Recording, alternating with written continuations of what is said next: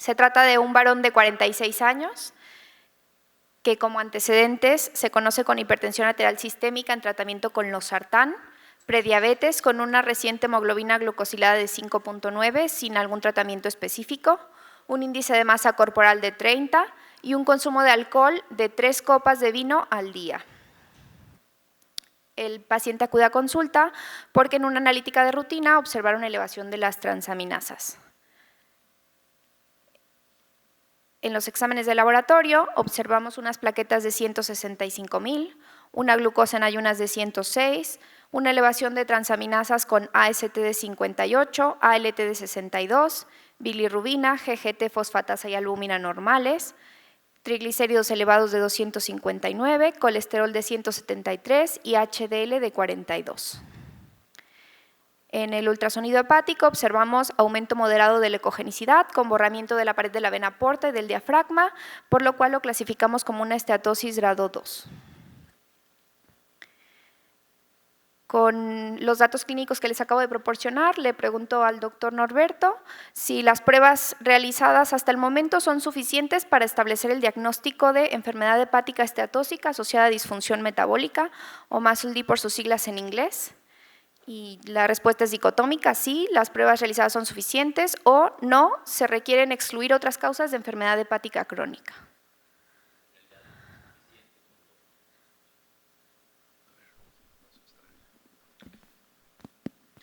En realidad es suficiente con lo que se tiene actualmente y bajo la definición actual probablemente no haya necesidad de hacer más cosas, incluso desde un punto de vista de atención de primer nivel. Excelente. Como lo ha comentado el doctor, es verdad que el diagnóstico de la enfermedad hepática esteatósica ha cambiado y ahora con la demostración de esteatosis hepática, ya sean estudios de imagen, biomarcadores séricos o biopsia hepática, aunado a la presencia de sobrepeso, obesidad, diabetes o disfunción metabólica, con los criterios que aparecen ahí en la diapositiva, podemos establecer el diagnóstico de MASLD. Esto debido a que esta enfermedad está frecuentemente asociada con comorbilidades metabólicas como lo son la obesidad, la dislipidema, la diabetes mellitus, la resistencia a la insulina y la hipertensión arterial, e incluso es considerada como la manifestación hepática del síndrome metabólico, con un aumento de la prevalencia de todas estas enfermedades en aquellos pacientes con enfermedad hepática esteatósica. Por lo tanto, pasamos a la siguiente pregunta para la doctora Leida. ¿Cuál sería el siguiente paso en el abordaje diagnóstico de este paciente? Y tenemos ahí dos opciones de respuesta, sería evaluar el riesgo cardiovascular o determinar el estadio de la fibrosis. Evaluar el riesgo cardiovascular. Bueno, muchas gracias y buenos días a todos. En el escenario de este paciente que tiene tantos factores o tantos componentes del síndrome metabólico y sabiendo que estos pacientes, el principal factor de riesgo o de lo que los complica son los desenlaces cardiovasculares, sería el primer paso. Sabemos que en el área de gastroenterología y hepatología a veces no le damos tanta importancia y creo que este es un buen momento para retomarlo. Es importante también determinar el estadio de la fibrosis porque es pronóstico y se asocia con desenlaces no solamente cardiovasculares, sino también hepáticos. Se ha hablado acerca de que cada grado de aumento o disminución de la fibrosis puede tener un impacto incluso en la mortalidad. Muy bien, de acuerdo con la doctora Leida, es verdad que es muy importante evaluar el riesgo cardiovascular en este paciente que tiene múltiples comorbilidades, pero también es importante determinar el estadio de la fibrosis porque es lo que determina el pronóstico en esta enfermedad. Entonces, ambas respuestas serían correctas. La fibrosis, como lo hemos comentado, la podemos clasificar en aquella que es clínicamente significativa o avanzada. La fibrosis avanzada determina el pronóstico de toda la enfermedad hepática crónica y aquellos pacientes que tienen factores de riesgo como diabetes mellitus, factores de riesgo metabólicos y transaminasas elevadas, como lo son este paciente, aunque se encuentren en el estadio 2, tienen alto riesgo de avanzar a fibrosis avanzada. Pasamos a la siguiente pregunta para el doctor Antonio Velarde. ¿Cuál de las siguientes pruebas realizaría usted a continuación? Y ponemos ahí 3 opciones. Calcularía biomarcadores no invasivos como lo son el FIB4 o el NAFLD Fibrosis Score. Realizaría un fibroscan o realizaría una biopsia hepática. Buenos días, gracias. Bueno, es muy interesante. Yo quiero hacer brevemente también o puntualizar algo de las dos preguntas previas, ¿no? La primera, estoy muy de acuerdo con el doctor Norberto Chávez, que ya pudo establecer que el paciente tiene esteatosis. Sin embargo, en la práctica clínica diaria va a ser muy importante que de manera concomitante hagamos la exclusión de otras entidades que también causan esteatosis para el hígado. Yo sé que en los antecedentes, en una historia clínica bien hecha, ya pudimos descartar, por ejemplo, fármacos que son conocidos, que van a meter grasa al hígado, que ya descartamos probablemente hepatitis virales como hepatitis C, el genotipo 3 específicamente, es el que más se ha asociado a esteatosis hepática, y por supuesto algunas otras causas secundarias de esteatosis. Entonces eso creo que de repente lo hacemos de manera secuencial y ya ordenada, y lo hacemos de manera concomitante, ¿no? Respecto a la evaluación de fibrosis, ya lo mencionó la doctora Leida, va a ser muy importante, pero ya para contestar esta pregunta en específico, debemos recordar que existen formas invasivas y no invasivas para evaluar fibrosis, que nos van a dictar qué es lo que vamos a hacer con nuestro paciente. Los biomarcadores no invasivos, que son la mayoría serológicos como FIB4 o el MAL Fibrosis Score, son pruebas que son muy reproducibles en la práctica clínica diaria y que de acuerdo a muchos modelos de atención primaria pudieran ser la mejor estrategia para ver a quién llevamos a un estudio que tenga más certeza diagnóstica. En este sentido, yo haría FIB4, con un FIB4 que este paciente seguramente lo va a tener alterado, o probablemente por esos niveles de enzimas o por ese perfil clínico. Ese paciente, con eso yo ya justifico si tengo en nuestro medio, como aquí en León que tenemos la elastografía de transición o FibroScan. Y el FibroScan va a tener dos utilidades prácticas. Primero, cuantificar un poco más objetivo la fibrosis por el CAP, la esteatosis, y por otro lado ya decirnos qué grado de fibrosis tiene mi paciente para seguirle, ¿no? Pero luego también puede ser la controversia, ¿a quién le hago biopsia hepática o no? Y aquí probablemente sí podamos hacer un debate, ¿por qué no biopsia? Si yo tengo todo, tengo el FIB4 alterado, tengo un FibroScan, una elastografía que ya me tiene que, el paciente está entre F3, F4, probablemente la biopsia hepática sea fundamental. Es un varón de 46 años con síndrome metabólico, que esos datos ya son predictores de que el paciente puede tener avance más rápido y puede tener riesgo incluso de cirrosis en una etapa compensada, ¿no? Entonces, las tres opciones son buenas, las dos primeras yo creo que es las que tenemos que hacer, pero la biopsia no la dejemos como que nunca la vamos a hacer, ¿eh? O sea, no sustituya, hay escenarios clínicos precisos.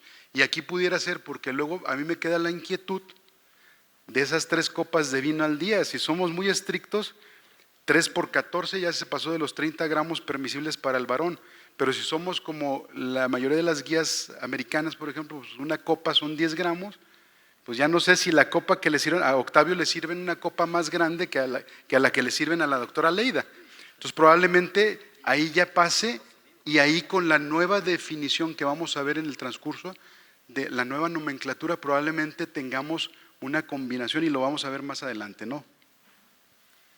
Bien, excelente. Como lo ha comentado el doctor, las dos primeras serían probablemente las pruebas que realizaríamos a continuación. No descartamos del todo una biopsia hepática, pero quizás en este momento realizaríamos primero pruebas no invasivas para determinar el estadio de la fibrosis hepática, además de haber evaluado el riesgo cardiovascular, que lo ha comentado la doctora Leida.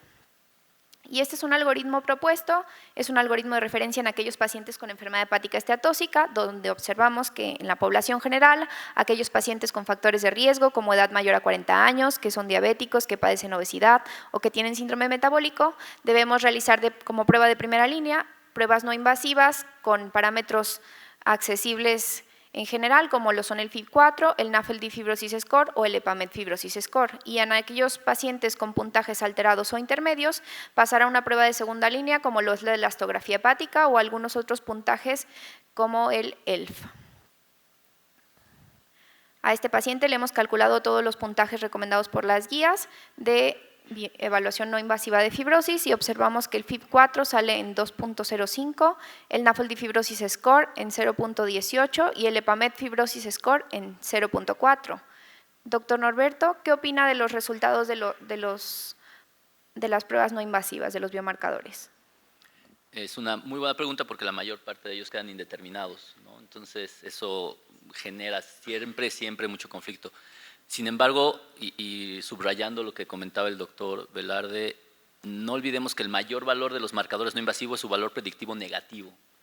Entonces, yo los marcadores siempre les doy mucho valor cuando salen normales y le doy mucho peso a la sospecha clínica, es decir, un paciente joven con ese valor de transaminasas, con diabetes, que sabemos que es un factor pronóstico tremendo para tener fibrosis y plaquetas que ya están pues, cercano a lo bajo.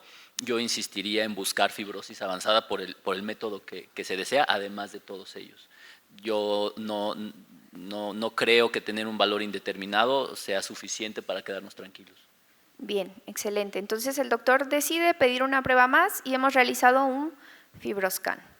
Y el FibroScan nos arroja los siguientes parámetros: un CAP de 302 y una fibrosis de 15.7 kilopascales con IQR medio de 8%, 10 mediciones, y le preguntamos a la doctora Leida qué opina del resultado de FibroScan.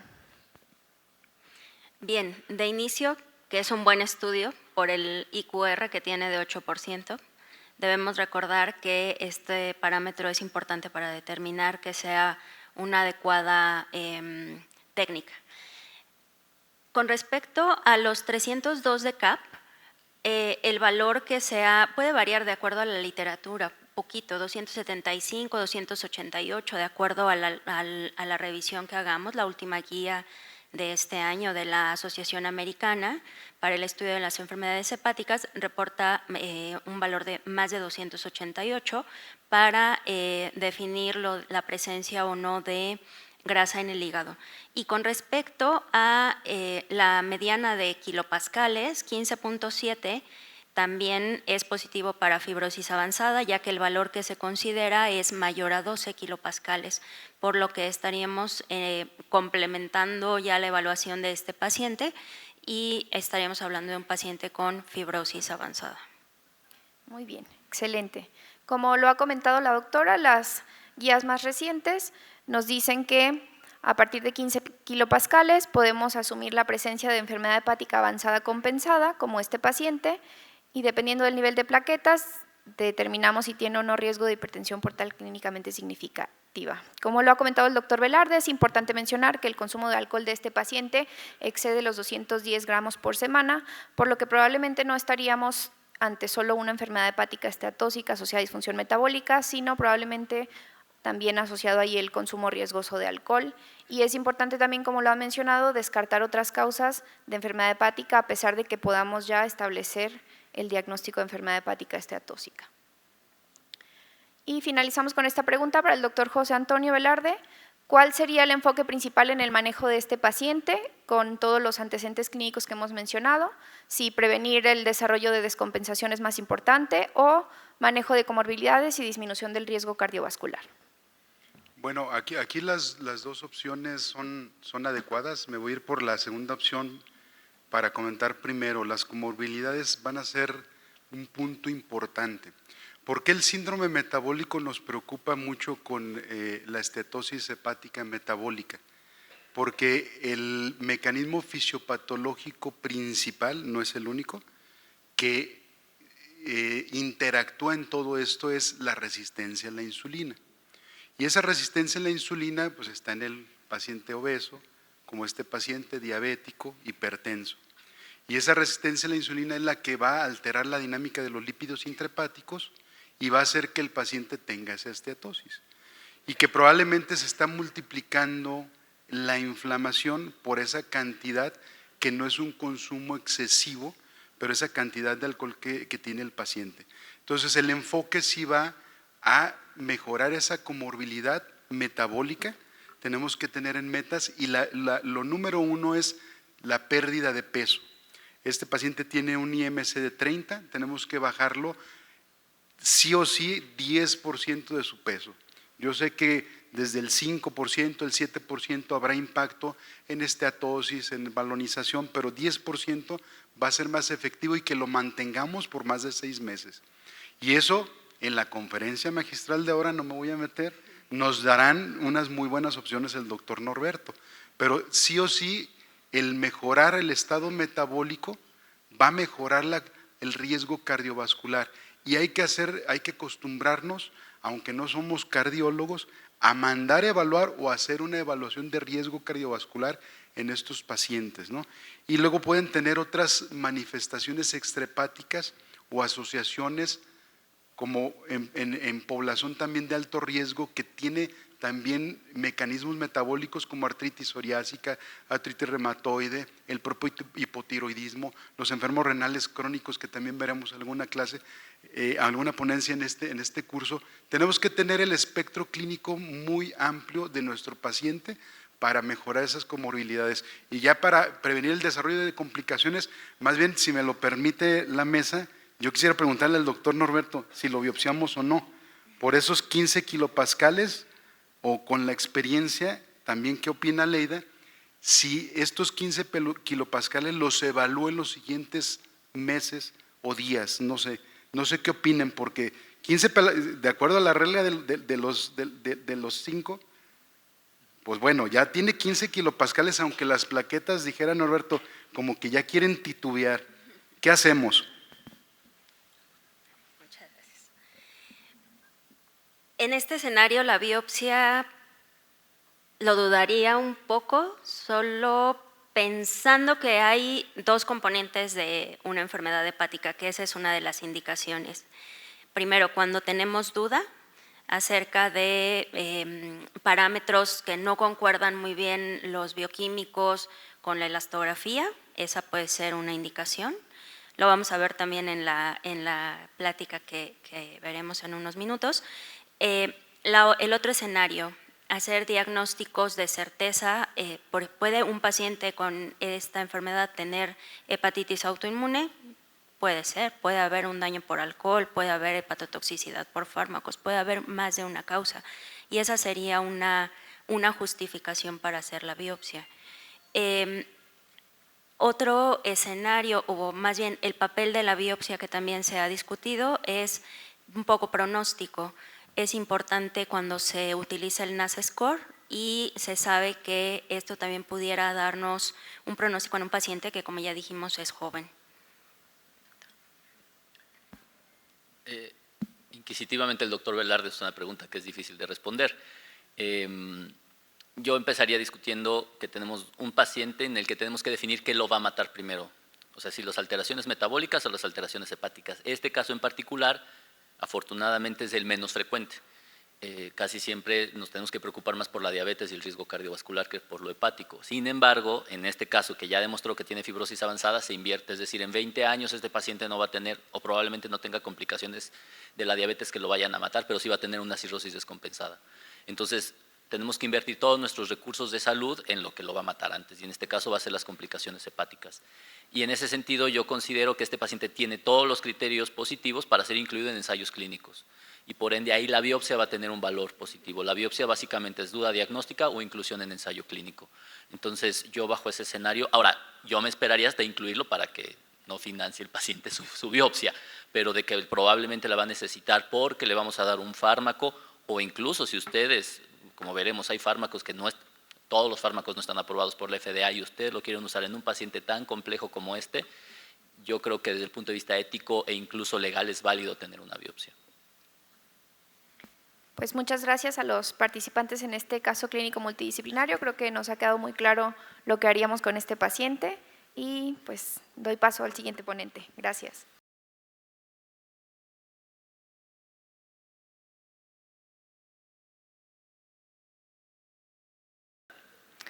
Estos son los factores de riesgo que todos ustedes ya conocen. Tenemos alteraciones y asociaciones pulmonares con enfermedad pulmonar obstructiva crónica, con alteraciones como hipotiroidismo. Obviamente conocemos que tenemos una susceptibilidad genética significativa. el tema de la dieta, el estilo de vida. Ya se sabe hoy que la exposición a los contaminantes ambientales es un factor de riesgo para el desarrollo de esteatosis hepática, o sea que los chilangos vamos a morir antes. La diabetes es probablemente el factor de riesgo más importante para desarrollo de la enfermedad y para desarrollo de complicaciones. Obviamente el síndrome metabólico, la dislipidemia, el síndrome de ovario poliquístico, que probablemente sea el símil más claro que tenemos con esto, y la enfermedad renal crónica. Ahora bien, todo esto al final del día es importante entender que tenemos otros factores que no podemos medir y que es interesante que los conozcamos. El primero de ellos son las alteraciones en los ácidos biliares, esto es una alteración muy importante, y la microbiota, que en todos lados es ubicua en la afectación a distintos órganos y sistemas del aparato digestivo. Todo ello nos lleva al desarrollo de esteatosis hepática y a sus complicaciones, no está complicado aquí, tales como, y que están asociadas a la lipotoxicidad, y como mencionamos previamente, aparte de las enfermedades cardiovasculares, están todas las neoplasias hepáticas y no relacionadas al hígado, y obviamente las complicaciones hepáticas. Sin embargo, estos son los factores de riesgo clásicos con los que todos ustedes han revisado a lo largo de su formación y de su formación posterior al grado, en donde está la resistencia a la insulina, la obesidad, la diabetes, la hipertensión, la dislipidemia, es decir, el síndrome metabólico. Hay al menos entre 3 a 5 genes que pueden estar relacionados con el desarrollo de la enfermedad, siendo el PNPLA3 uno de los más importantes. Y obviamente la edad, el ser hombre y los latinos, tenemos un incremento muy significativo en el riesgo de presentar esteatosis hepática. Tenemos asociaciones bien establecidas como la obesidad, la diabetes, la hipertriglicéridos y el síndrome metabólico, y tenemos otras no tan frecuentes y que debemos de tener en mente como las que se observan aquí. Una importante y que justo alrededor del caso clínico que se presentó es la pérdida rápida de peso. Si este paciente que comentaba el doctor Velarde lo metiéramos a cirugía bariátrica, que potencialmente es candidato, hay que tener mucho cuidado porque si la fibrosis se incrementa, e igual si hacen dietas excesivas o algún tipo de intervención que o se vuelve vigoréxico o lo que sea, y lo lleva a alguna intervención que tenga pérdida excesiva y rápida de peso, esto incrementa la fibrosis, así que hay que tener cuidado. Ahora, pues con eso podría yo terminar la plática, porque honestamente tampoco creen que hay mucho. Sin embargo, cuando estamos hablando de factores de riesgo, también vamos a hablar del riesgo de que ya que tenemos un paciente con grasa en el hígado, cómo vamos a ver su pronóstico y su riesgo de morir, de que se complique y de las cosas nos salgan mal. Para esto es muy importante que conozcamos la historia natural de la enfermedad, en donde podemos observar cómo podemos pasar de tener grasa al hígado, un 30% pueden pasar a la actividad inflamatoria y de estos un 20 a 30% van a tener cirrosis. Esto significa que tendremos entre 2 y 3% de todas las personas que tienen hígado graso que pueden desarrollar fibrosis. Esto es variable, podría ser entre 1 y 3. Si ven en la parte inferior, está a propósito marcado los marcadores que tenemos para las distintas etapas. Yo pondría principal atención en la parte de esteatosis y en la parte de cirrosis. ¿Por qué no le pongo atención a NASH? Porque hoy por hoy, a pesar de que para la FDA es el desenlace significativo, para nosotros en la clínica lo que más nos importa es que un paciente no avance en la fibrosis hepática. Les pongo esto porque la gran mayoría de estos marcadores no invasivos son de acceso común. No necesitamos estar en ningún centro de alto nivel para poder realizar esto, es decir, en el consultorio nosotros podemos hacer prácticamente casi todos los de los dos extremos. Y entonces se preguntan, ¿y para qué le vamos a hacer todo esto? O sea, la verdad es que no va a cambiar nada. La respuesta es que sí cambia. Este es un estudio, probablemente uno de los estudios más bonitos que hay, es un metaanálisis que incluye 17,000 pacientes, en donde podemos observar que cuando los pacientes tienen fibrosis, la mortalidad global cambia. Nosotros como médicos, nuestro outcome final, siempre, nuestro desenlace más importante es la mortalidad global. Entonces, como ustedes pueden observar, hay un gradiente además, un gradiente dosis-respuesta. Conforme el paciente tiene más fibrosis, este paciente tiene más riesgo de morir. Aquellos pacientes que tienen fibrosis grado 3 tienen 1.96 veces más riesgo de morir. Si tienen F4, tiene 3.6. Este paciente está en F3, F4, el que nos acaban de mostrar. Entonces, es una información que para nosotros como clínicos sí nos hace cambiar la forma de abordaje. Si nosotros lo dejamos como que es un paciente que está obeso, que tiene síndrome metabólico y que ronca, probablemente nuestra intervención no va a ser tan agresiva, pero si sabemos que tiene casi 4 veces más riesgo de morir, probablemente nuestras decisiones cambien. Y si esto lo movemos al apartado hepático, es decir, a las complicaciones hepáticas, podemos observar que la mortalidad relacionada al hígado se incrementa tremendamente. Entonces, este paciente que mostraron en el caso clínico tiene entre 8 y 15 veces más riesgo de morir por una enfermedad hepática. Esto nos mueve distinto a solo decir, es diabético, es obeso, o sea, nos hace pensar diferente y por ende vamos a ser más agresivos. Este es el objetivo de poder identificar este factor de riesgo. Hoy el factor de riesgo más importante que tiene un paciente con hígado graso, como se llame o como se vaya a llamar en el futuro, es la fibrosis.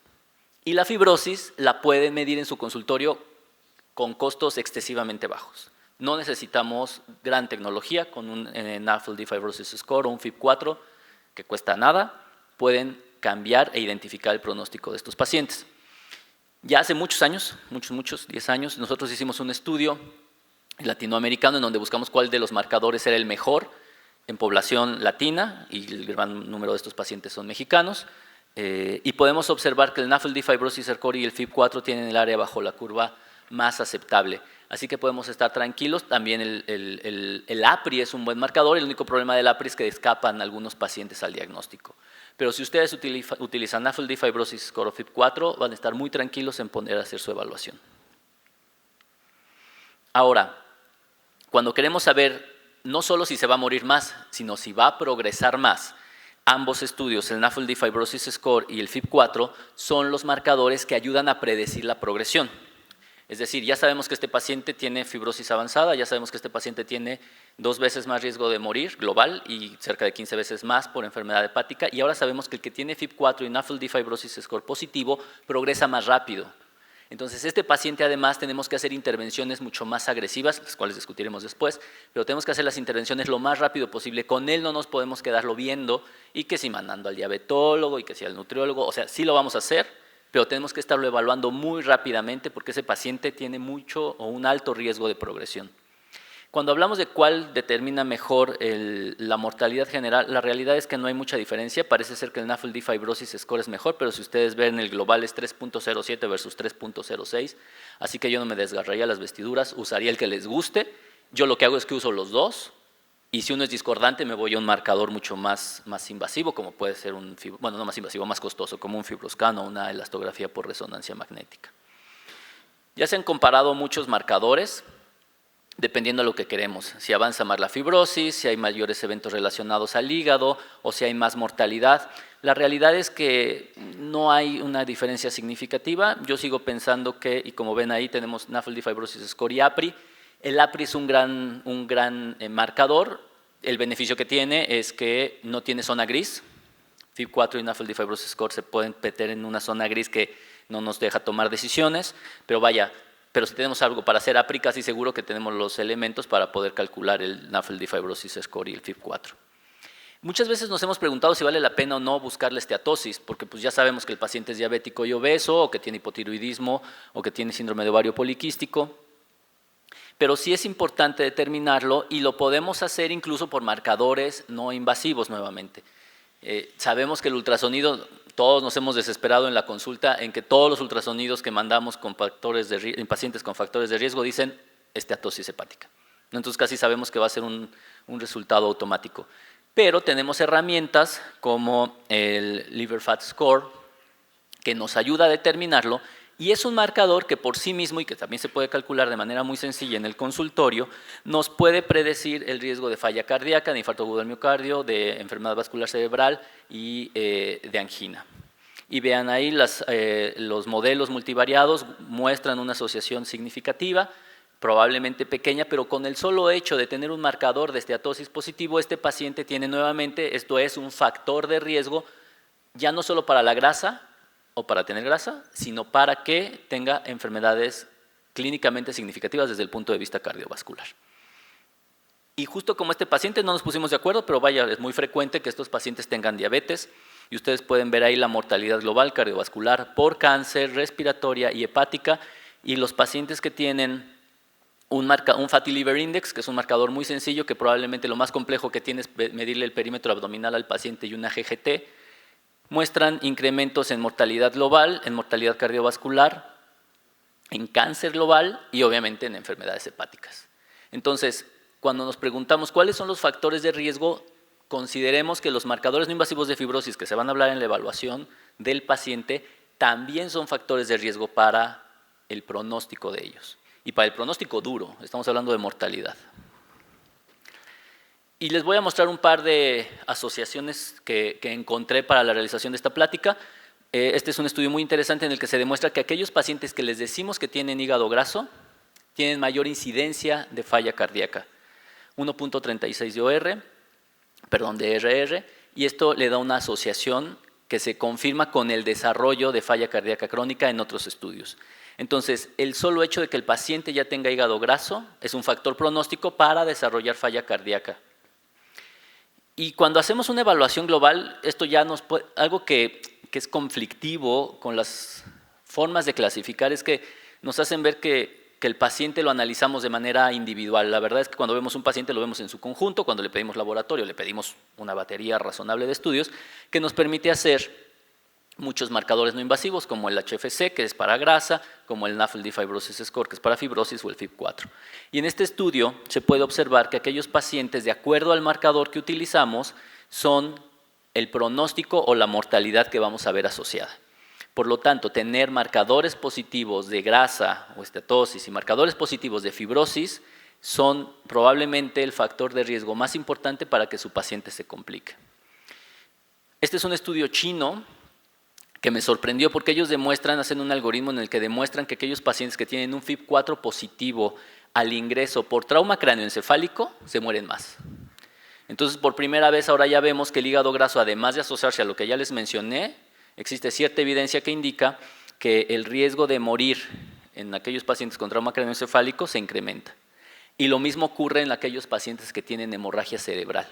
El hematoma se incrementa en aquellos pacientes que tienen marcadores no invasivos de fibrosis positivos.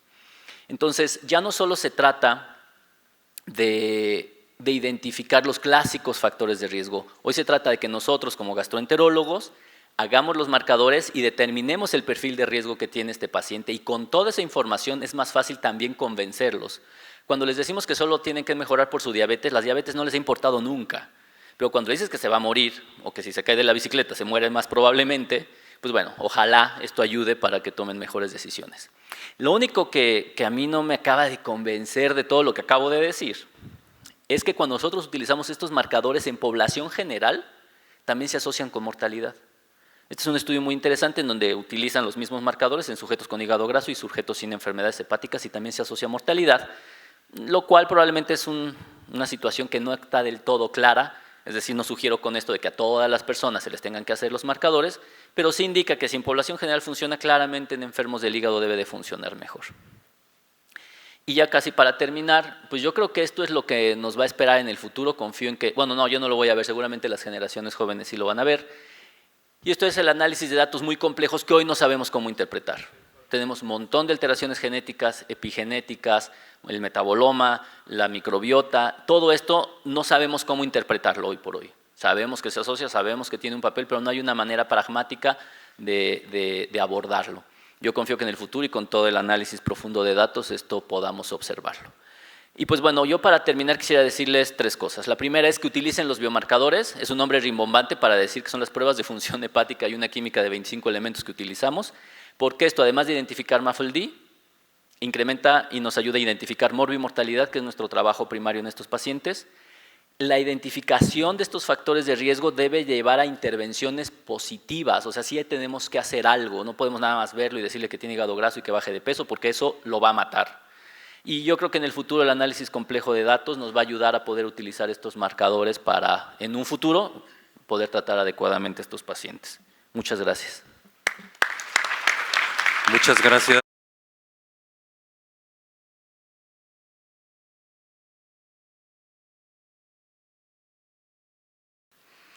A manera de introducción debemos decir que es un trastorno metabólico, se caracteriza por la acumulación de grasa en los hepatocitos asociado generalmente a resistencia a la insulina, que por definición es un 5 o mayor, más bien un porcentaje mayor al 5% de los hepatocitos, el que está afectado en esta patología y que es la enfermedad hepática crónica más común.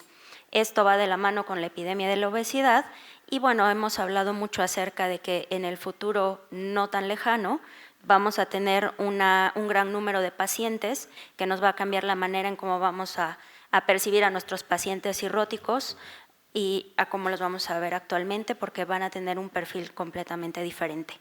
Sabemos que se relaciona con cambios en el estilo de vida a través de la evolución, y esto ya lo comentó la doctora Diana en la presentación del caso, que es la manifestación hepática del síndrome metabólico.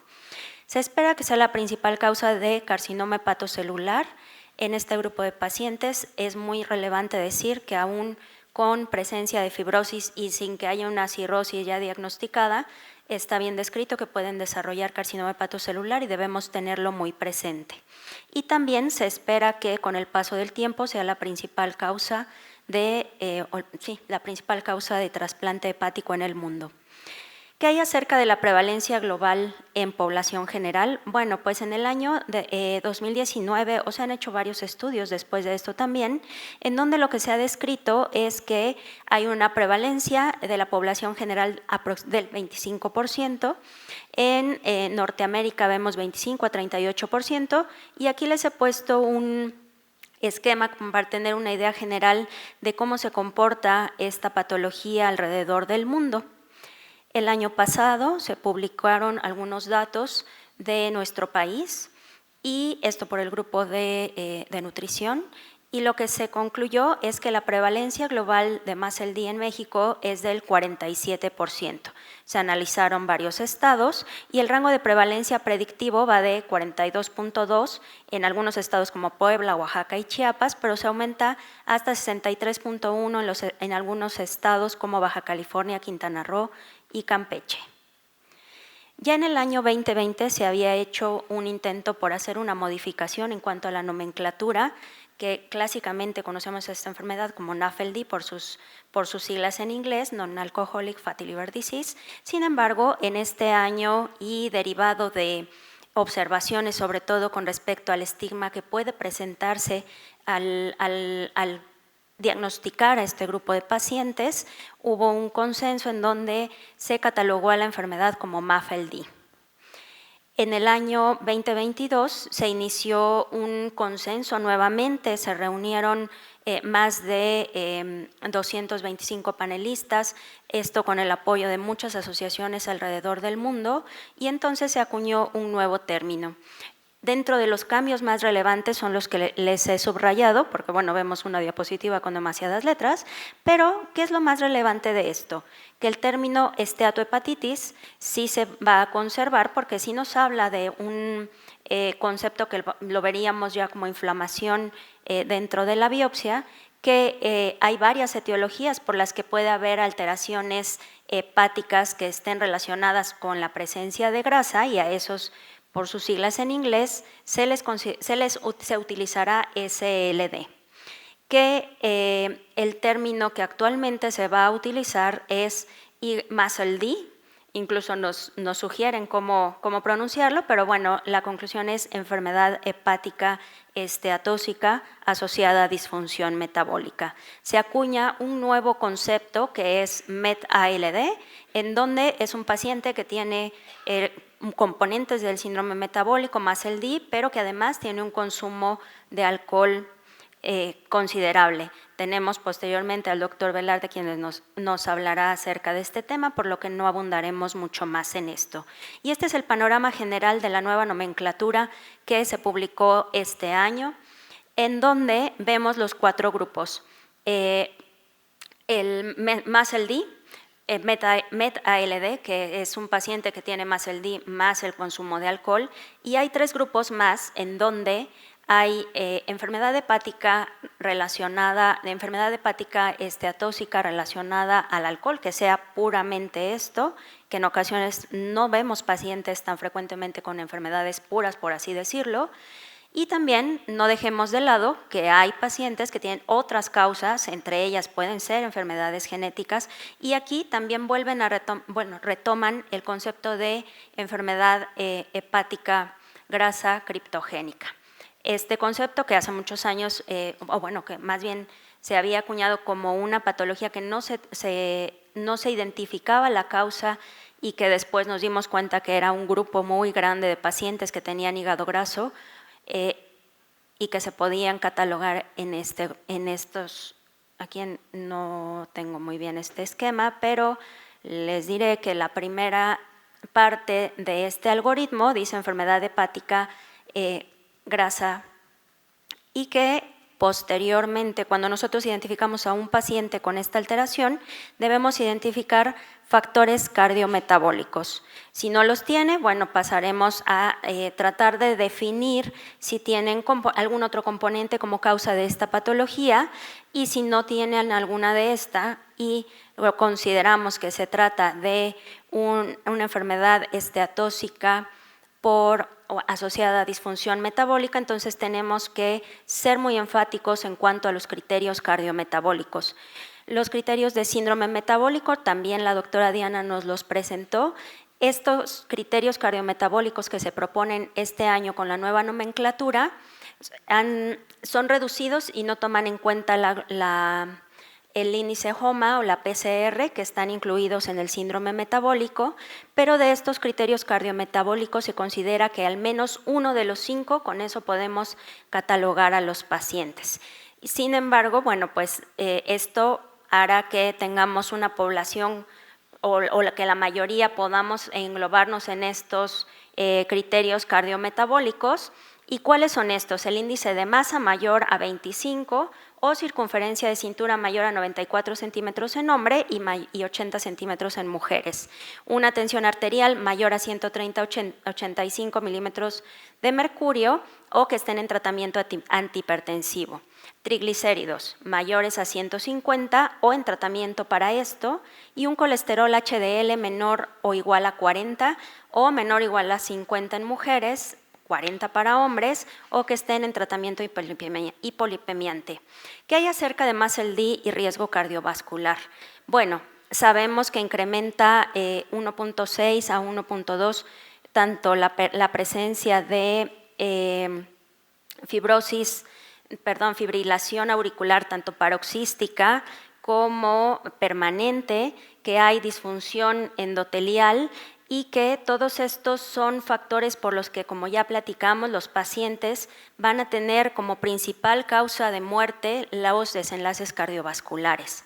En segundo lugar son las neoplasias y en tercer lugar se encuentran las alteraciones hepáticas, como lo vemos en estas gráficas. Ahora, ¿en quiénes debemos tener muy presente que debemos hacer tamizaje porque se consideran poblaciones de alto riesgo?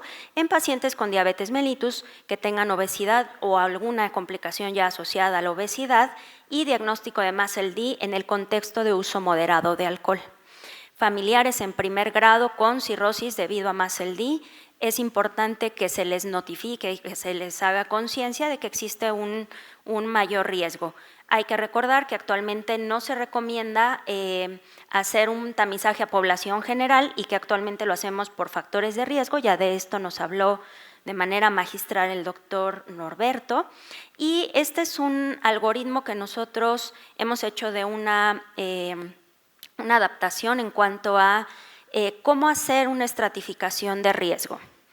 Y es así que, bueno, no alcanzo a ver muy bien las letras, pero es muy importante saber en qué pacientes debemos de buscar esta patología. Ya dijimos, pacientes con diabetes o que tengan 2 o más componentes del síndrome metabólico, esto lo abordamos ya con la doctora Diana, y el paso 2 es hacer una historia clínica completa, hacer estudios de laboratorio, ya dijimos, pruebas de funcionamiento hepático, una biometría hemática, perfil de lípidos, y estos generalmente van a estar incluidos en una química sanguínea, y el siguiente paso es hacer biomarcadores.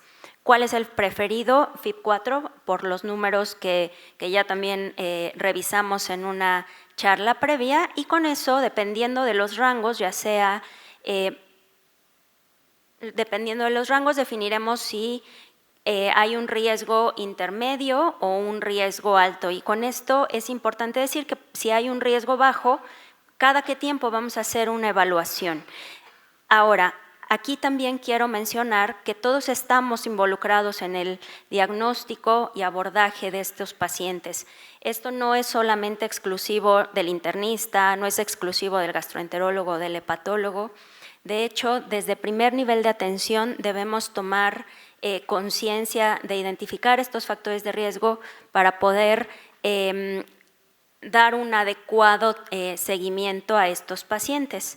En la revista de Gastroenterología de México, en el año 2019, cuando se publicó el consenso acerca de esta patología, se propuso una evaluación que les muestro a continuación. Y teníamos sospecha de esta patología, bueno, pues hay necesidad de hacer los laboratorios, continuar con algún biomarcador y con base a eso definir si hacer con esto el seguimiento de los pacientes y con esto definir si ambos estudios con fibrosis estaba avanzada o no, hacer algunas medidas de tratamiento, ya fuera farmacológica, dependiendo si había alguna otra comorbilidad que hubiera que tratar, o si los estudios fueran discordantes, incluso valorar la biopsia, como lo mencionamos en la discusión del caso clínico. ¿Y cuál es el estudio inicial que utilizamos de manera muy frecuente, con una sensibilidad hasta del 94%, especificidad del 95%, pues es el ultrasonido abdominal, es accesible, no es caro y nos permite descartar algunas causas secundarias o evaluar algunas otras patologías hepáticas como lesiones focales, ¿no? Esa sería de las principales. ¿Cuál es el problema? Sabemos que la limitante del ultrasonido es que es operador dependiente, pero también que si el paciente tiene un índice de masa mayor a 40, puede ser difícil hacer una adecuada evaluación, y también que si hay grasa menor de 20%, probablemente queden fuera de la evaluación. Ahora, identificación y cuantificación no invasiva de la esteatosis hepática, que va de la mano con el ultrasonido, que es el favorito, ya lo comentamos. Otra alternativa es el FibroScan. En este punto estamos hablando solamente de cómo identificar la esteatosis. Más adelante hablaremos de la evaluación de la fibrosis. Y bueno, pues un CAP, como lo mencionamos al inicio, con un valor mayor o igual a 288, se considera adecuado para poder definir la presencia de grasa dentro del hígado. ¿Cuáles son las pruebas no invasivas que nos pueden ser útiles en estos casos? Bueno, primero, podemos utilizar 2 biomarcadores, que eso nos puede ayudar a que identifiquemos un mayor grupo de pacientes o que definamos mejor la fibrosis. Y de hecho, el FIB4, con un valor menor a 1.3, tiene una baja probabilidad de fibrosis y es muy útil para identificar pacientes que estén en mayor riesgo de fibrosis y para preseleccionar a quienes tenemos que ir a hacer un estudio de elastografía. Es el que mejor se ha validado.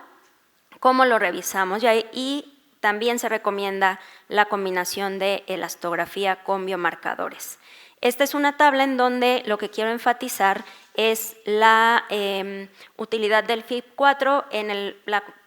Son calculadoras que tenemos disponibles en el teléfono, que no tienen ningún costo y que lo único que nos va a pedir del paciente es la edad, las aminotransferasas y las plaquetas, y con eso, con una baja probabilidad, un valor de menos de 1.3 y alta probabilidad, un valor de más de 2.67, se ha establecido que puede definir muy bien o puede discriminar la presencia o no de fibrosis avanzada o ausencia de fibrosis.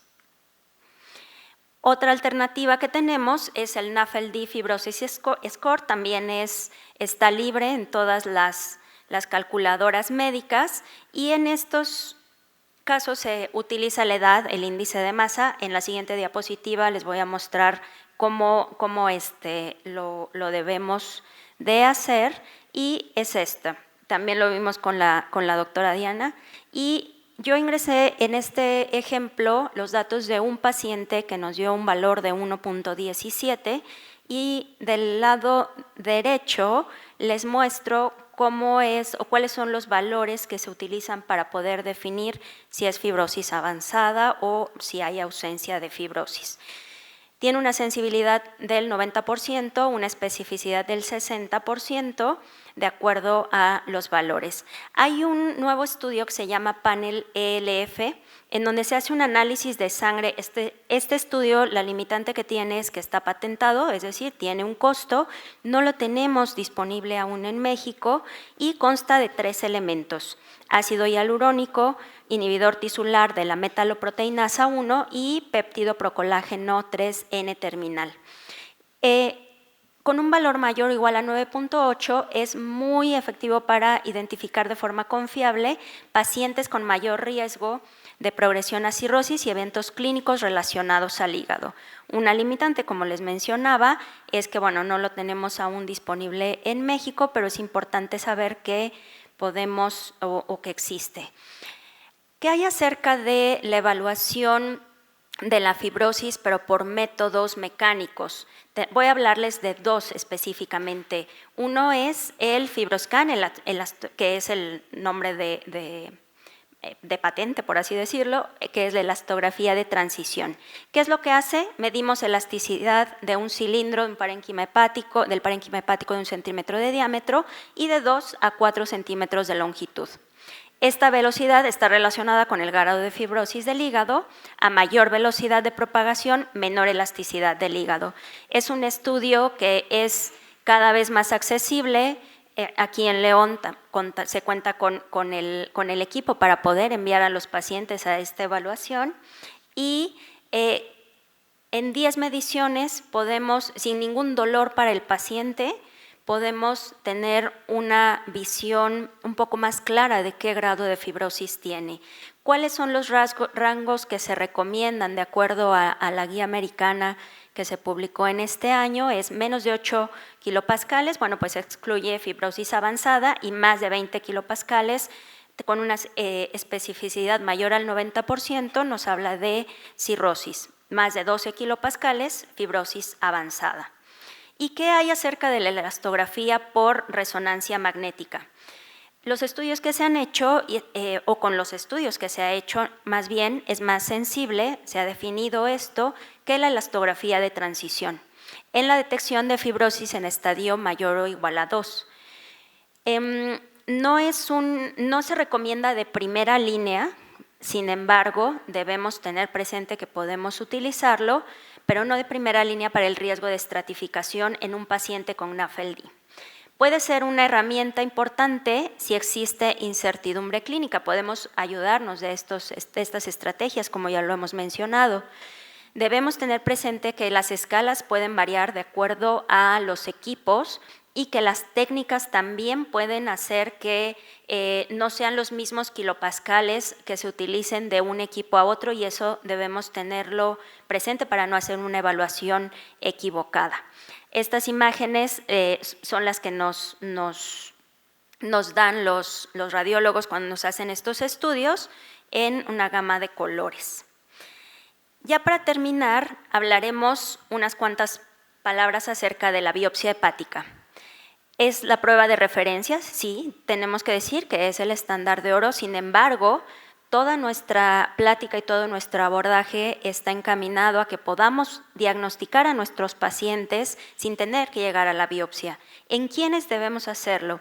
Incertidumbre diagnóstica, métodos no invasivos, clínica y estudios radiológicos o de laboratorio que sean discordantes, que tengamos una duda razonable de que el paciente puede tener otra causa de enfermedad hepática. Ya lo mencioné, otros diagnósticos, o si hay elevación persistente de las aminotransferasas mayor a 6 meses. La esteatosis hepática, incluye la esteatosis hepática más uno de los siguientes parámetros, que es inflamación portal, lobular o balonización.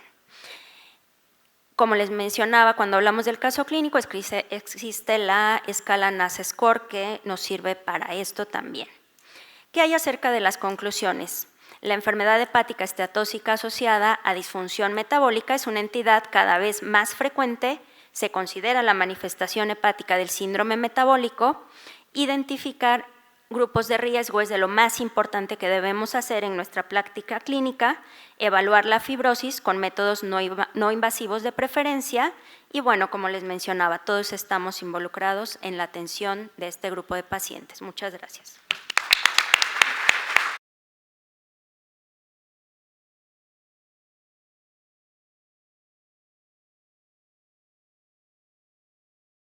Pero lo que decíamos desde el caso clínico, de repente nos da pendiente cuando de una forma exacta no nos cuadra la cantidad de alcohol en un sujeto que le encontramos infiltración grasa del hígado por alguna técnica, ¿no? Y bueno, y por ello, el escenario clínico que de repente ustedes van a tener en la práctica clínica diaria, en la mayoría de los mexicanos, pues puede ser un varón de 45 años que tiene comorbilidades metabólicas importantes, ¿no? Y que de repente también de forma asintomática, ya sea por un chequeo médico, le encuentran perfil hepático alterado y dijera mi amigo Norberto, luego de repente con esas plaquetas limítrofes y luego con un consumo de alcohol que ya se salió de la cantidad que históricamente nos dijeron que era de riesgo de 40 gramos al día, pero está ahí como que poquito más, poquito menos, ¿no? Y que evidentemente en un método no invasivo como el ultrasonido, que nos va a detectar cuando el hígado se infiltra más del 30% de grasa, pues ya hay esteatosis. Y que de acuerdo a esos hallazgos de ultrasonografía nos lo catalogan como un grado 3 y que lo corroboramos con una elastografía con el CAP que está también en un grado 3. Eso ya no hay duda y tenemos aparte que el paciente ya está con 9 kilopascales y ya está el hígado con datos de fibrosis, ¿no? En tanto ustedes deben de reconocer que cuando el hígado se infiltra más del 5% de grasa, esos hepatocitos, pues ya tienen la enfermedad y que tiene, como habíamos mencionado, diversas causas que ustedes tienen que excluir. Pero las dos interrogantes casi siempre son el alcohol o no el alcohol y que son las más prevalentes. Y por eso ustedes van a tener un espectro clínico muy heterogéneo donde tendrán incluso sujetos delgados, hasta un 10, un 20% tendrán infiltración grasa del hígado, sujetos que tienen bastante comorbilidad metabólica o disfunción metabólica y tienen esteatosis simple, pero algunos otros incluso ya tienen cáncer de hígado. Entonces, ¿qué variables son múltiples las que van a influir para todo esto? Y ya nos hablaron un poco de la nomenclatura, no me quiero entretener, pero entre esa frontera de la esteatosis hepática metabólica clásica y la esteatosis hepática relacionada al consumo de alcohol, pues aparecía esa controversia que hoy vamos a empezar a denominar, de acuerdo a este panel de consenso sobre esta nueva nomenclatura, como MET-AL, o como el famoso, como le decíamos con la doctora Fátima, el daño dual, ¿no? Y ese daño dual también va, si está muy encaminada, vean hacia su lado izquierdo, si es predominio metabólico con un poco de alcohol, o si es lo metabólico con predominio de más consumo de alcohol de acuerdo a la cantidad que puede ser graduada en gramos por día o gramos semanales. Entonces, gracias a esto ya lo podemos enfocar ahí y ya sabemos que ahora esa disfunción metabólica pues va a ser el parteaguas, ¿no? Pero bueno, nos hemos preguntado si existe un consumo seguro de alcohol, porque luego los cardiólogos quieren recomendarnos que bebamos. Nicolás nos dice que el vino tinto es cardioprotector. Entonces, recordemos que hay factores genéticos, el propio estilo de vida, patrones de consumo, tipo de bebida y la cantidad que van a dictar si el alcohol nos va a ser benéfico o no.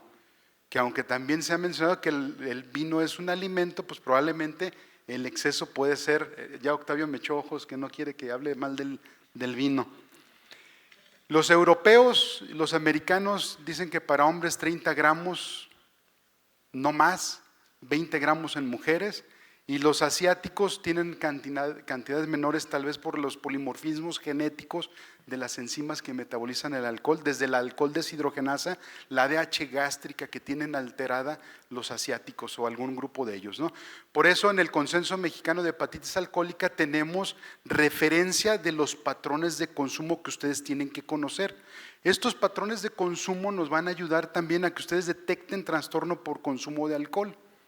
Y el trastorno por consumo de alcohol, actualmente hay dos estrategias que se apeguen a los criterios de DSM-5 vigentes o el audit, el cuestionario audit es muy fácil de aplicar y con eso ustedes van a poder saber si su paciente tiene un trastorno por consumo de alcohol o si tiene un consumo de riesgo, si tiene un consumo por atracón, porque muchos de ustedes en este curso van a tener consumos por atracones que en 2 horas tengan esa cantidad de bebidas, ya sean hombres o mujeres, o que tengan episodios de consumo excesivo, que tengan un consumo de 6 o más bebidas estándar en un solo evento, ¿no? Entonces, esto lo tienen que clasificar y esta es la mejor forma que los invitamos a que registren en sus historias clínicas el patrón de consumo, ¿de acuerdo? Para que después ustedes también razonen si ese consumo de alcohol puede ser de perjuicio para el hígado, porque acuérdense que para que aparezca enfermedad hepática, si lo viéramos de una forma lineal y sencilla, se requieren más de 10 años, pero hay múltiples variables, y que lo que sí hemos visto es que cuando alguien consuma más de 120 gramos por día tendrá más riesgo de cirrosis. Y evidentemente las mujeres lo desarrollan en menos tiempo la cirrosis, que puede ser hasta 20 años, pero en las mujeres es un episodio más corto, ¿no? Y esto también ya lo hemos mencionado, ese famoso MASLD puede considerarse manifestación hepática del síndrome metabólico, y recuerden que entonces sujetos de riesgo, de acuerdo a lo que ya nos han hablado, los tenemos que catalogar para saber que cada una de las comorbilidades del síndrome metabólico tienen fuerte prevalencia con hígado graso de cada una de ellas, y que incluso en esa variante inflamatoria que es hoy llamada MASH, que sigue siendo la esteatohepatitis metabólica, pues bueno, de acuerdo a estas prevalencias pueden ir aumentando. ¿Y por qué decimos eso? Porque todas esas comorbilidades metabólicas, si le agregamos el alcohol, tiene un impacto, y un impacto que es bidireccional. Y esto multiplica o interacciona todos estos riesgos, porque si lo vemos de una manera clásica, como en los 80s nos decían que el espectro clínico del daño por alcohol y la disfunción metabólica es similar, ¿sí?, en cuanto a la arquitectura y el compromiso funcional del hígado. Pues bueno, sabemos que tanto el alcohol como no el alcohol nos van a dar esteatosis, esteatohepatitis y cirrosis, y eso sería muy sencillo. Y si ustedes se van también al espectro de lesión hepática, casi también, que no es lineal, insisto, pero hay un hígado sano, hay esteatosis, hay fibrosis, hay cirrosis y hay cáncer. Y ahora sabemos que luego ya en hígado graso nos brincamos las vías, ¿no? De una esteatosis simple podemos tener cáncer de hígado sin pasar por la cirrosis, por ejemplo. Entonces, esto, aunque la etiología es diferente, la vía o el camino que va siguiendo de lesión hepática es similar, pero también las complicaciones son muy diferentes. Por ejemplo, en el daño hepático por el alcohol, la agresión de la hepatitis alcohólica aguda pues va a desencadenar complicaciones mortales, ¿no?, que ustedes ya conocen y que veremos en otro módulo, ¿no? Las características histológicas son interesantes y también se nos dijo siempre que eran iguales, pero si somos muy estrictos, tienen aspecto histológico similar, solamente similar. Claro que en los dos hay esteatosis, inflamación lobular, cuerpos de Mallory-Denk, y los hepatocitos están balonizados. Sin embargo, existen características particulares para cada lesión, y vean cómo en la disfunción metabólica hay más esteatosis macrovesicular y hay algunos otros datos inflamatorios muy característicos del daño por alcohol, y eso lo tienen que tomar en cuenta ustedes cuando también de repente mandan a hacer una biopsia a un paciente para saber exactamente la etiología, ¿no? Y las vías fisiopatológicas sí son muy comunes y que incluso pueden interactuar, como un buen esquema que traía el doctor Norberto, factores desde la microbiota como factores genéticos, polimorfismos del PNPLA3, por ejemplo, y algunas otras cosas, ¿no? Pero finalmente, la misma agresión hacia la célula estelar y en la activación de la célula de Kupffer va a generar esa cascada inflamatoria que finalmente va a hacer que se perpetúe la fibrogénesis en estos pacientes. Pero bueno, sabemos que entonces si potencializamos obesidad y alcohol, estos van a actuar de manera sinérgica y ya tenemos bien conocido que aumentan el riesgo de fibrosis, de cáncer, más riesgo de muerte y que los polimorfismos genéticos influyen también de manera importante en estas situaciones. Entonces, la interacción sinérgica, vean cómo la agresión del hígado ya la conocemos que la da el alcohol, pero si le agregamos obesidad al alcohol, pues esto también se potencializa, y si están las dos variables, pues la interacción es más fuerte y la probabilidad de daño hepático va a incrementar de acuerdo al consumo de alcohol y al incremento del índice de masa corporal. ¿De acuerdo? Entonces hay un efecto sinérgico importante, y que también, si ustedes lo ven respecto también a cantidades de consumo, o si tenemos solamente síndrome metabólico o alguno de los componentes, o si tienen solamente episodios de consumo excesivo, pues ya sabemos eso que da riesgo, pero vean cómo la interacción de esto potencializa, y las razones de riesgo pueden aumentar a 4.6 en algunos estudios y en algunas poblaciones. Pero hay otros datos también, como dijeran ahora, ¿no? Que les gusta el doctor Raúl Bernal que diga eso. Hay otros datos de acuerdo a cada población. Y bueno, los pacientes que también combinamos obesidad, diabetes y el alcohol, esa triada maligna, pues el riesgo es elevado para fibrosis hepática. Por eso en el caso clínico inicial yo mencionaba que ahí tendríamos que ser muy cuidadosos con las cantidades de alcohol que consumía nuestro paciente, porque tiene riesgo elevado de fibrosis, ¿no? Y sabemos que aquellos que consumen más de 120 gramos de alcohol por semana tendrán 19 veces más riesgo de morir que la población que no consume esta cantidad, y que va a tener más riesgo de desarrollar complicaciones más graves, tanto de la enfermedad hepática por alcohol como la no alcohólica, ¿no? Y aparte el riesgo cardiovascular que ya decíamos, y bien lo decía el doctor Norberto, estos pacientes que ya tienen fibrosis avanzada, hay que enfocarnos también más al hígado, y cuando no, hay que enfocarnos a lo cardiovascular, porque eso es lo que probablemente lo va a matar. Y entonces también sabemos que esta interacción va de la mano con el índice de la circunferencia de cintura-cadera, y también esto, la cantidad que utilizan de alcohol por día, pues es proporcional a la probabilidad de que se les dañe el hígado, y que tengan riesgo de enfermedad hepática en el futuro, que su paciente les progrese a cirrosis o les progrese a cáncer. Por eso tenemos que tener documentado el consumo de alcohol, ¿no? Pero luego de repente, ya casi para terminar, ustedes tienen otros escenarios clínicos que luego ya de repente, bueno, entonces es ese famoso MET-AL o daño dual, que le predomina el alcohol.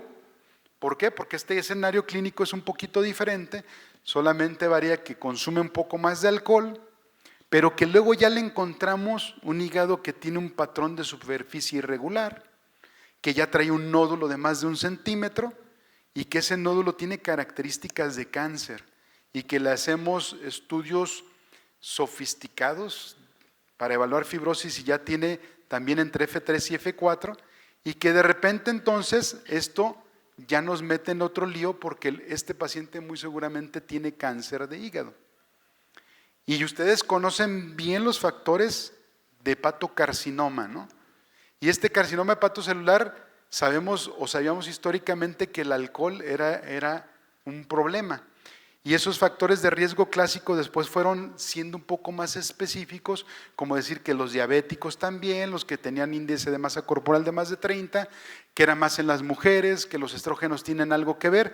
Pero luego, si nos vamos a desmenuzar un poco más respecto al alcohol, vean cómo el riesgo comienza desde que el paciente consume 10 gramos de alcohol por día, y que el puro consumo de alcohol da un OR de 2.4, pero luego empezamos a potencializar alcohol con diabetes, OR de 9.9, alcohol con IMC de más de 30, 3 veces más el riesgo, alcohol con enfermedad hepática viral, vean, OR de 53. Por eso, Octavio, no hay que tomar todos. Y la pura infección, sabemos que también tiene un OR elevado, pero vean cómo la interacción del alcohol juega un papel muy importante para que ustedes tengan riesgo de cáncer de hígado en este tipo de pacientes, ¿no? Por eso, ya para finalizar, ¿qué gastropuntos para la práctica clínica diaria sobre esta condición de daño dual o ese famoso Masoldit et al? Pues bueno, la historia clínica es un mejor aliado, ¿eh? Documenten todo, busquen trastorno por consumo de alcohol, porque muchos les van a decir que no toman. El audit o el DSM-5 son la mejor estrategia. Tengan sus biomarcadores, como dice Norberto, las transaminasas, y que en el futuro también, no muy lejano, están metabolitos del alcohol como etilglucurónido o la transferrina deficiente de carbohidrato, que en ocasiones nos ayudan a distinguir quién consume y quién no consume alcohol, aunque ellos lo nieguen. Hay que tener ultrasonidos primero y después, si podemos tener el CAP, pues sería una buena herramienta. Evalúen siempre fibrosis con los biomarcadores y con la elastografía de transición, y ya vendrán en el futuro, que les va a tocar a muchos de ustedes, biomarcadores más avanzados como polimorfismos genéticos, determinación de microRNAs o algunas otras situaciones, ¿no? Y ya finalizando, ¿qué es lo que quiero que recordemos? Que el alcohol y la disfunción metabólica son una causa importante de enfermedad hepática crónica, que el espectro fisiopatológico, histológico y clínico son muy similares, pero el espectro clínico, la presentación puede ser muy variable, y más cuando influye ese daño dual, y que estos pacientes, aparte de tener mayor riesgo de fibrosis, también empecemos a pensar en el riesgo que tienen de cáncer cuando tienen asociado el consumo de alcohol.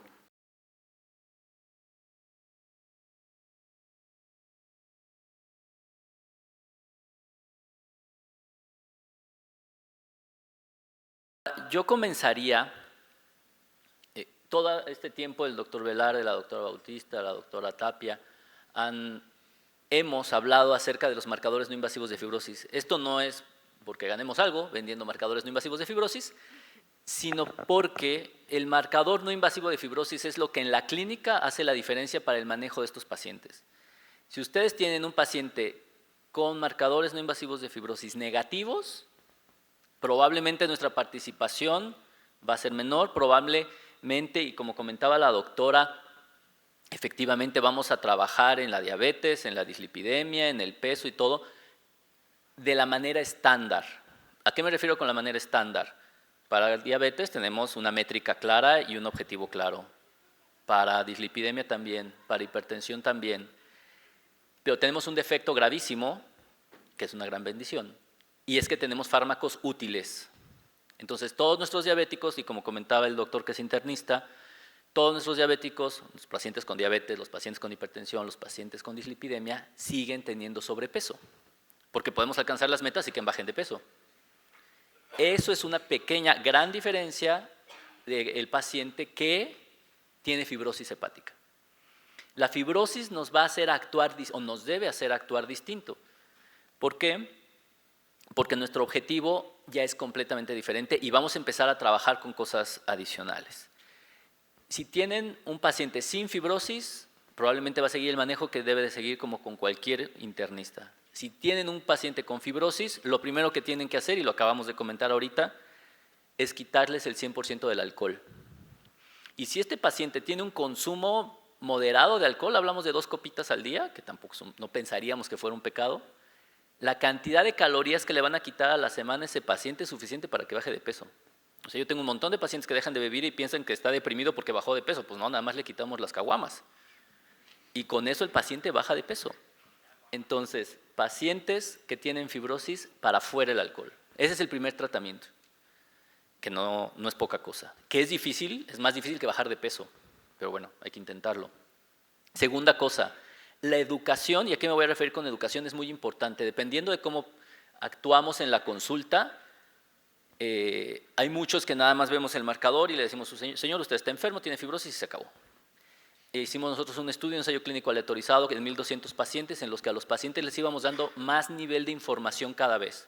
Les decíamos que tenía estetosis, le hacíamos un marcador no invasivo de fibrosis, le hacíamos 2 marcadores no invasivos de fibrosis, y al que más le hacíamos y a cada uno le explicábamos más, era el que más buscaba atención médica. Entonces, sí vale la pena gastar 3 minutos, tampoco media hora, pero 3 minutitos en decirle lo que implica lo que les platiqué hace rato. Tiene un marcador no invasivo de fibrosis y sus riesgos de muerte por esto, esto y esto son tantos. Y al menos por este ensayo clínico podemos demostrar que sí mejora la búsqueda de tratamiento, no el desenlace, porque vamos a ver las situaciones en cómo se encuentra. Entonces, en esta diapositiva nosotros podemos ver que debemos de mejorar todo, los aspectos metabólicos, la resistencia a la insulina, el enfoque multifacético para el manejo de la obesidad, entre otros. Como decía la doctora, esta es una enfermedad bien compleja y aquí tenemos algunos de los targets, de los objetivos terapéuticos en los pacientes que tienen hígado graso.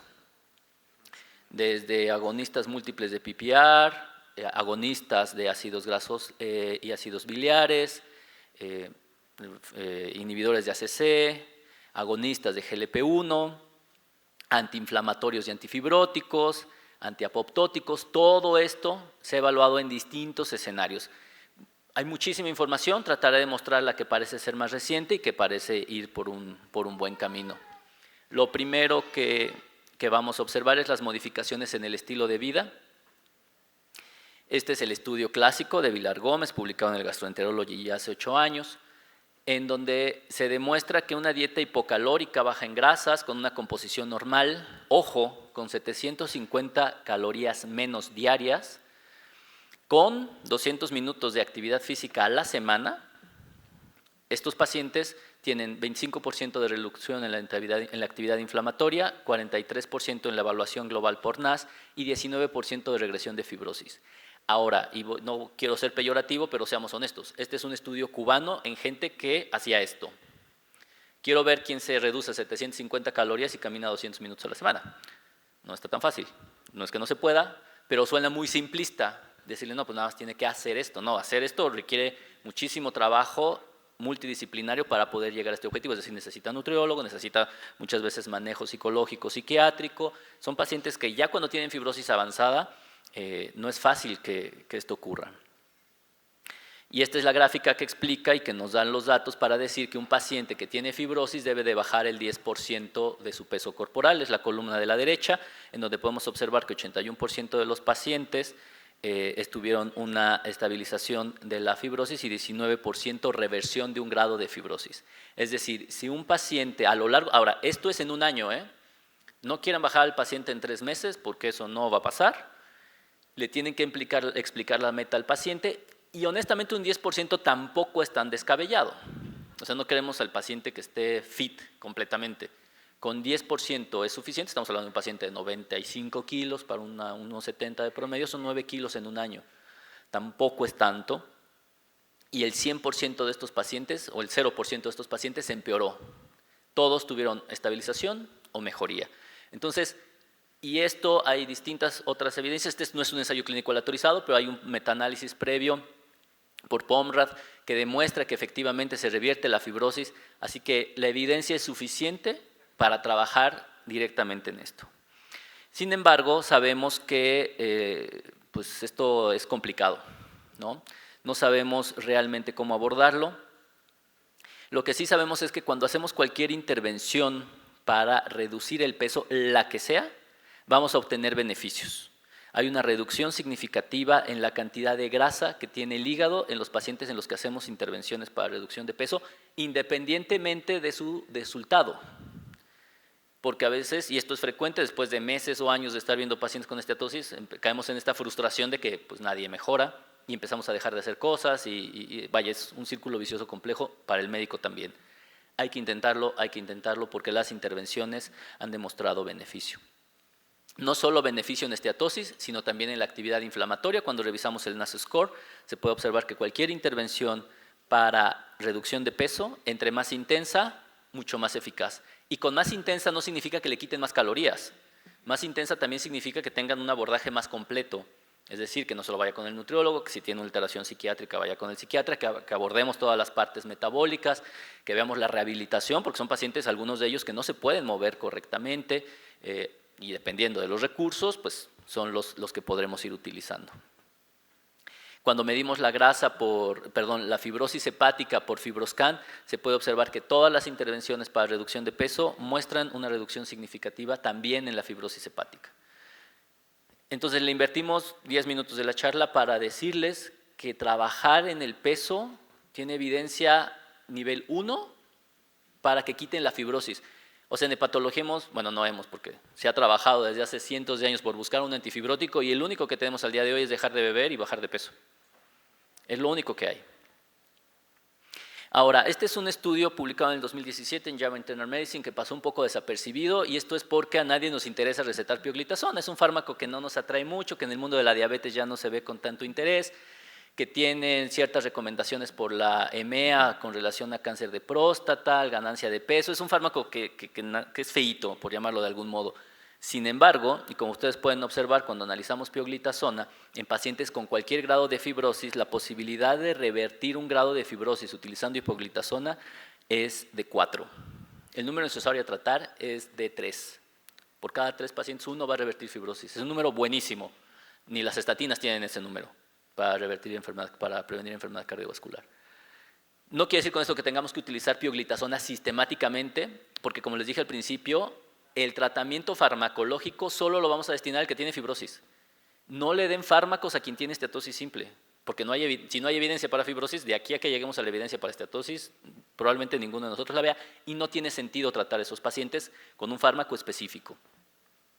Pero a lo que voy es que la pioglitazona es un fármaco que está medio olvidado y siempre pasa, por ejemplo en el caso clínico que hoy nos presentaron, que no pueden entrar a un ensayo clínico, para mí sería una estrategia útil. Y esto todavía es mejor cuando tenemos pacientes con fibrosis avanzada, o sea, pacientes con fibrosis grado 3, grado 4, vean el odds ratio, es todavía mejor, es de 10. Es muy buen fármaco, al menos en este metaanálisis, que es la mejor información que tenemos disponible. Ahora, los agonistas de GLP-1, pues sin duda suenan como fármacos muy atractivos, retrasa el vaciamiento gástrico, incrementa la saciedad, mejora la secreción de la insulina, mejor glucosa, mejor beneficios, o sea, es mejor que el agua bendita esto, ¿no?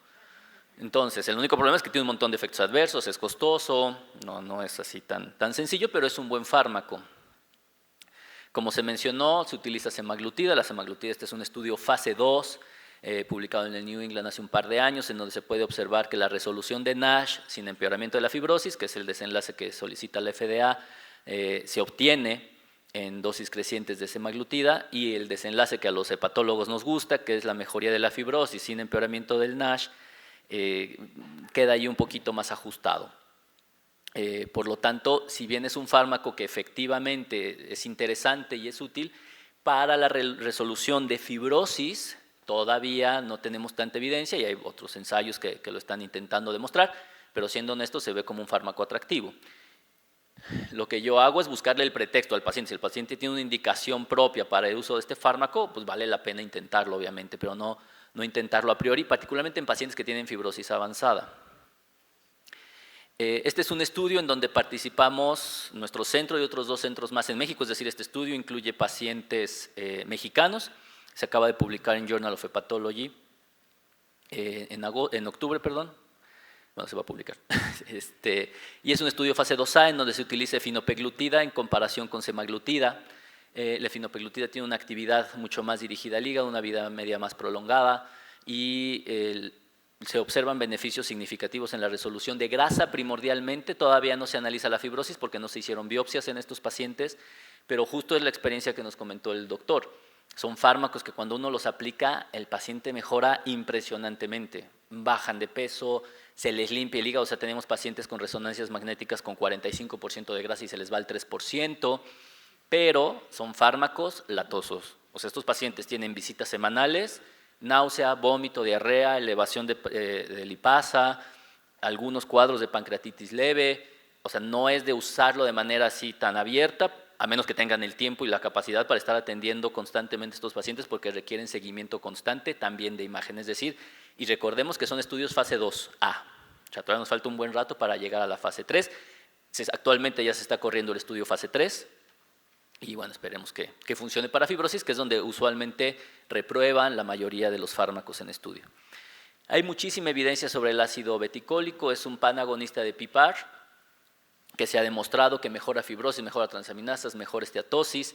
Sin embargo, el efecto es reducido, suele ser obviamente mientras se administra el fármaco. Es un fármaco costoso, con efectos adversos más importantes incluso que semaglutida, particularmente prurito. Y recientemente se bajaron del barco para llevar el estudio fase 3, así que parece ser que no veremos mucha evidencia sobre el ácido beticólico en el futuro.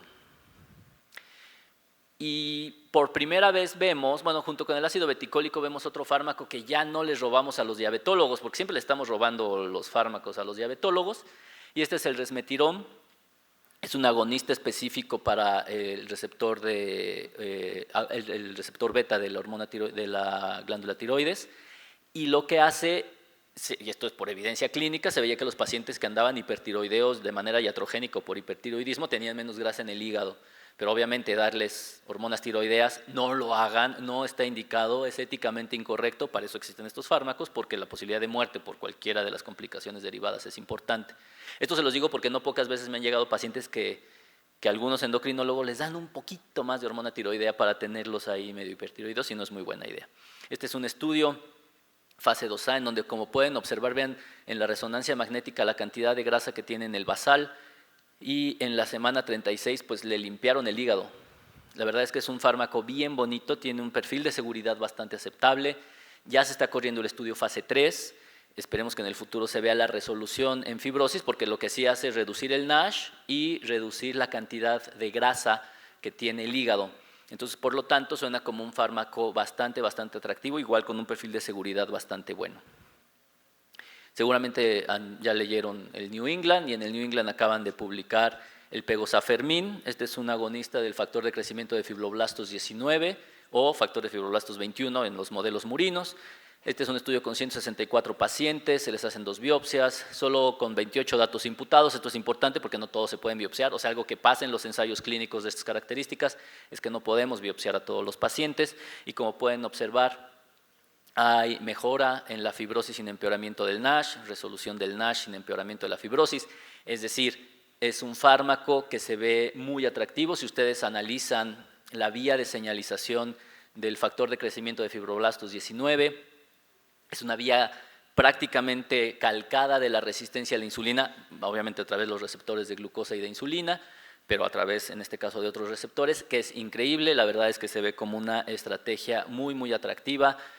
Y bueno, seguramente veremos en el futuro más resultados al respecto. Trataré de ampliar el margen de trabajo porque, como se vio, pues el peso es el target más importante para el manejo de estos pacientes. Ya hace también un montón de años hicimos esta revisión sistemática con el grupo de hígado y vías biliares de Cochrane para ver qué pasaba con la cirugía bariátrica en esteatohepatitis en sujetos obesos. Esta revisión sistemática es contraria a lo que casi dicen todas las otras. La gran mayoría de revisiones sistemáticas dicen que es segura. Y bueno, yo creo que lo que tenemos que pensar es lo siguiente. Esta es otra revisión sistemática en donde se ve que hay reducción de esteatosis, en donde hay resolución de NASH, particularmente en la inflamación y en la balonización, y la fibrosis se resuelve en un 40%. ¿Cuál es el punto importante cuando ustedes quieran mandar a un paciente a cirugía bariátrica? Primero, que cumpla criterios para cirugía bariátrica. No lo manden por NASH, obviamente. Tienen que cumplir todos los otros criterios. Segundo, hoy por hoy la gran mayoría de los pacientes hacen bypass gástrico. Digo, la mayor parte de los cirujanos hacen bypass gástrico. Pero si hacen una cirugía más agresiva, ese paciente, si tiene fibrosis avanzada y lo llevan a una cirugía más agresiva, le va a dar cirrosis hepática. Porque hay un estudio francés con 3 biopsias que demuestra que en la tercera biopsia, aquellos pacientes que le hicieron pérdida de peso excesiva, incrementó la fibrosis. O sea, no es inocua, no todos los pacientes bajan. Aquí pone resolución, pero es la única estrategia en la que también se puede incrementar la fibrosis. Entonces, sí existe este problema de dañar a algunos pacientes. Si el paciente tiene indicación, lo más correcto, y si tiene fibrosis además, primero es que no sea F4, porque si es F4 tienen que buscarle cirrosis descompensada, y ahí sí no hay nada de evidencia. O sea, operar un cirrótico descompensado de cirugía bariátrica, yo no lo recomendaría jamás. Si tiene F3, F4, sin ninguna manifestación significativa de hipertensión portal, probablemente sí, y con equipo multidisciplinario. Es bien frecuente, y con la oferta quirúrgica que hay el día de hoy, que operen al paciente, lo abandonen y los primeros 3-4 meses pierde todo el peso y se desnutre, y ese paciente tiene alto riesgo de fibrosis. Entonces, si van a operar a este grupo muy particular de paciente con fibrosis, tiene que tener la evaluación nutricional del psicólogo psiquiatra, la evaluación de endocrinólogo, etcétera, etcétera, para que podamos tener un paciente que tenga una pérdida no tan agresiva de peso. Y hay tratamiento endoscópico, hay de todo, ¿eh? No sé, incluso si ya leyeron, hay un gastroenterólogo, un clinical gastroenterólogo y hepatología muy interesante, donde les ponen literalmente una válvula. Les ponen una válvula en el estómago, el paciente come y le abren esa válvula para que tire lo que comió y así bajan de peso. Así de asqueroso como suena y de costoso, porque imagínense comerse un buen trozo de carne y que se los tiren allá a la basura es terrible. Pero bueno, la verdad es que la evidencia indica que en los desenlaces subrogados para este tipo de intervenciones, porque hay otras tantas para el manejo del peso a través de endoscopía, se ha demostrado utilidad. Nuevamente, no va a ser al paciente que a priori por pura fibrosis asociada a hígado graso lo vamos a llevar a una intervención, tampoco tenemos una disponibilidad de los dispositivos para hacerlo, pero vaya, yo creo que en el futuro probablemente sea el intermedio entre llevar a un paciente a cirugía bariátrica y solo tratamiento médico. Yo creo que el papel del endoscopista en los próximos 10, 15 años sin duda va a ser muy importante porque ya hay cirugía metabólica desde el punto de vista endoscópico que es bastante útil. ¿Qué me faltó antes de pasar al resumen? Porque vi que me faltó algo bien importante y que nadie ha preguntado y es el café. Cuando a mí me toca un paciente como el que presentó el día de hoy, el caso que se presentó el día de hoy es bastante característico del que nos prende la alarma y lo primero que haces, además de dejarle de beber alcohol, es darle café. Hay muchísima evidencia, obviamente todos son metaanálisis de estudios observacionales, no hay un ensayo clínico ni lo va a haber, así que tenemos que trabajar con la información que tenemos disponible. Pero el consumo de café, además de reducir el riesgo de diabetes, cáncer de páncreas, reduce el riesgo de esteatosis, de fibrosis y de carcinoma hepatocelular. Entonces el café yo se lo doy hasta el cirrótico, porque aparte medio me lo pone taquicárdico y nos hace falta luego porque no me tolera el betabloqueador. Pero el caso es que le pueden dar café a los pacientes con toda tranquilidad, a menos que pues básicamente le dé insomnio. Ya los cardiólogos han demostrado, hay un par de metaanálisis que demuestran que no hay más riesgos de arritmias y que la hipertensión tampoco se descontrola de manera significativa. Porque esa es una de las limitaciones que a veces hacemos eso. Ahora, si al paciente le da ansiedad y come, quítenle el café, ¿eh? O sea, eso no es una buena combinación. Y es café solo, o sea, no es el carajillo. Sí, no, eso terriblemente no lo es. Entonces, para resumir, ¿qué funciona? Y voy a poner uno ahí extra que me robé.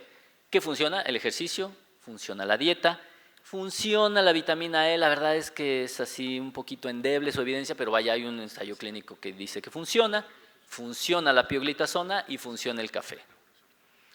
Es lo único que tenemos al día de hoy. Y es probablemente lo único que vamos a tener en los próximos 5 años, más o menos en lo que terminan los estudios fase 3, porque ¿cuál es el problema con los ensayos clínicos de este tipo? Es que necesitan 1 año de tratamiento con biopsia pre y biopsia post. Y no todos los pacientes lo toleran. Las tasas de reclutamiento en estos estudios son muy lentas, las tasas de abandono son muy altas, así que hay que irnos con paciencia. ¿Qué cosas no funcionan? Todo lo que ven ahí. Y cosas que a veces damos de manera off-label.